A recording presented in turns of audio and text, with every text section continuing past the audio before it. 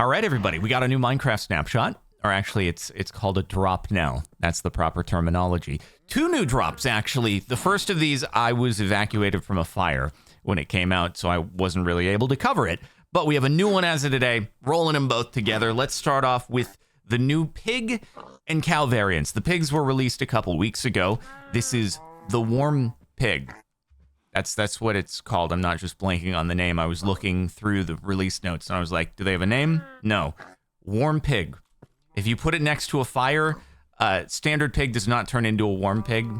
This is a warm pig. That's the species. And it spawns in biomes like a savanna. Now, as of this week, today, we have warm cows. That's nice. It's nice being kind of warm. I prefer it to being cold, of which there are cold cows and cold pigs, and we'll get to them in just a second. But anyway, here's adult, here's baby, and it's cool having new variants, and they have horns. They're not called steers, though, or bulls. They're still cows.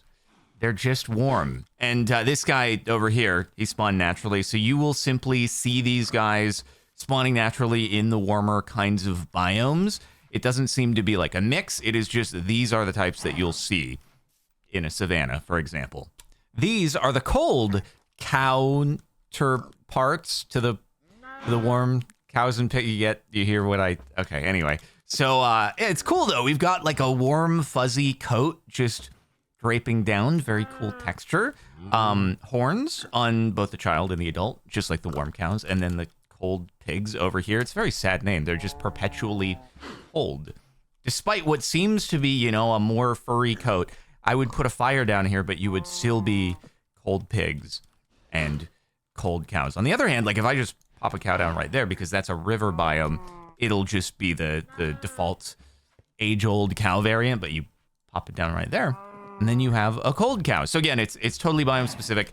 There's no like new spawn egg. I'm sure you could NBT tag if you wanted to do a summon command and get a particular warm cold spawned in a different biome without having to carry it over. I don't know these exact commands off the top of my head, though. All right, moving away from the savanna that we were initially in, you can still see the warm cows and pigs sort of migrating their way into the forest. Somebody really needs to either arrest or find these trees because they are littering all over the ground with their new leaf litter block. So as you can see, there's like new leaf ambiance that you would previously only see inside of the cherry grove. But now it falls from all kinds of trees. You may have even noticed it on the savanna trees. However, with the acacia in the savanna, it doesn't actually drop the leaf litter. That only seems to occur in like oak and birch forests and things like that, and jungles and whatnot. But it works very similarly to the cherry petals, which, you can collect them off the ground.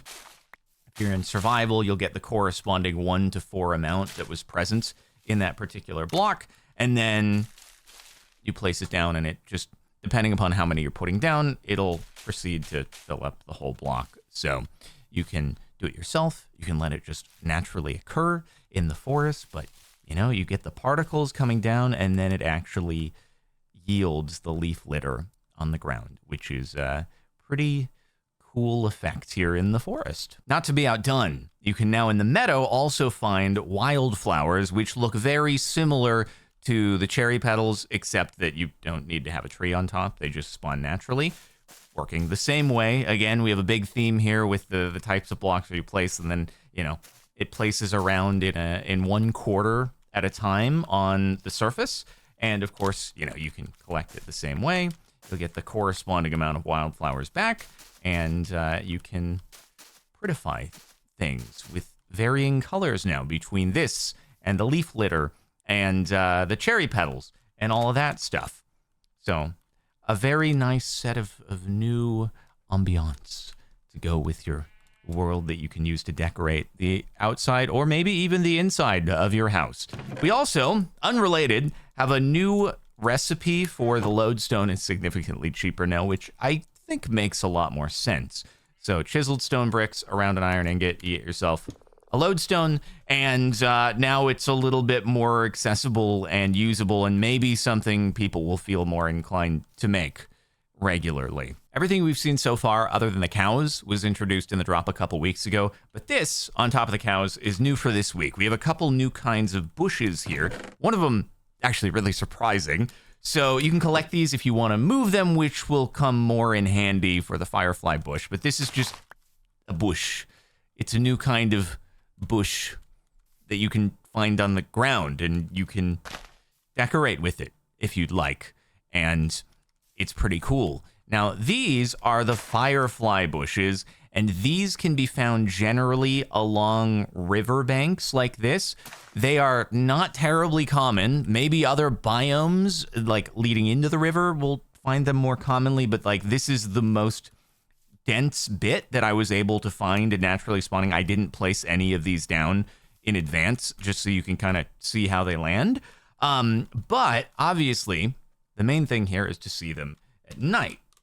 So let's do that and add a little bit more time so it's super dark. So not only do the bushes have the Firefly animation in them, but they also create sort of an area of effect where you have fireflies flying around. This is very surprising for a reason, which is that you may remember fireflies were supposed to get introduced back when frogs were added, and frogs were set to like eat the fireflies, at least in the initial game design. Well, it turned out to be a bit of a like parrots eating cookies moment. Fireflies are like toxic for frogs to eat, and so they kind of had a whole thing. They were like, oh my God, we can't do this. We can't add the fireflies. Holy frick, we're doomed. And there was like, fireflies just became a thing that didn't, they just were unspoken.